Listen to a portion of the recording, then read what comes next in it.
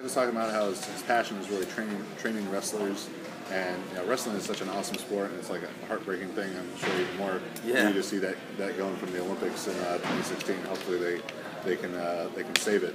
But as you're looking at strength training for wrestlers, if you were to give me and the viewers maybe your top 5 strength movements for wrestlers, what would those be? Top 5. So we're definitely going to do some sort of ground to overhead or a full body lift, and usually something simple. And so that could, if they're proficient in doing the bar quick lifts, fine. But usually it's going to be some sort of clean and press or a snatch with a dumbbell, a barbell if they could do that. So a full body lift, a heavy carry, usually a heavy farmer walk with proper technique. Some deadlift variation, whether it be with a straight bar or a trap bar. Zercher squats, I love these. I think they're amazing. And that's 4, right? So I said a full body lift, a farmer walk, Zercher squat. Deadlift. I'm going to throw the deadlift in there. I love jumps. Chin-ups or rows? Jumps, a body weight pulling motion, rope climb. 5, John cares about 5. Yeah, we're going to probably go to like 7, and some form of a sled drag or sprints. So somewhere around those 7 to 8, like if we just dialed people into doing a full body movement, some sort of ground to overhead, or like an odd object, full body, sandbag, shoulder, tire, flip, something quick. We got the deadlifts and the Zerchers, a body weight pulling motion. When we do body weight exercise, by the way, like when we'll program a workout and it says pulling, a new guy, it might say, when they go up, you're doing underhand, okay? Then the intermediate guy might say you're going to do underhand, and then your next set go close. 3rd set underhand. Our advanced guy, 1 set might be underhand, 2nd set overhand, 3rd set rope climb, 4th set with chains, or the 1st set with a weight belt. We'll do, each one gets different. We might turn it into like a plyometric pull where you pull and release. So any form of like a challenging body weight pull. And I've trained a lot of jiu-jitsu guys. Yes. We did a lot of grip intensive pulling work and stuff like that. We'd always just hang the gi on the bar, doing stuff like that. Almost every workout finishes with grip work. And I know people listening might say, holy crap, like you guys must be trained so much. When you train athletes, you don't see them that frequently. The most popular training option we have is they come twice a week. It's almost like a catch-22 and a double-edged sword because they train with us twice a week, and then they're training year-round. Yeah. So you have the wrestling season, which is 3 months, maybe 14 weeks. As soon as wrestling season's done, they're preparing for freestyle and Greco-Roman. And it's crazy. They just almost wrestle so much that we've had all-state and all-American kids come, so national caliber kids that can't do like a good bodyweight squat, can't do a full-range pull-up.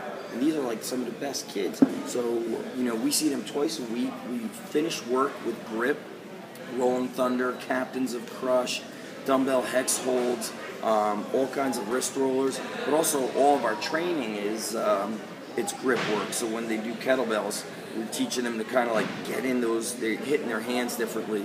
Or when we do pull-ups, they might do pull-ups on ropes. Some of our bars are we do the end of the power rack, which is a square. So they have to kind of like get in that like over the top position. So we hit their hands and their whole body from just a lot of angles. And when we look at like a wrestler, if I'm going to narrow down what exercise do I really need to do with him, it's wherever they're weak. Yeah. So if I see they've got real crappy posture, then we're going to hammer them with pull-aparts, chest-supported rows. When they do farmer walks, they're going to go lighter and pull back. So even the high-level guys, it's like you have to keep it actually really simple for them.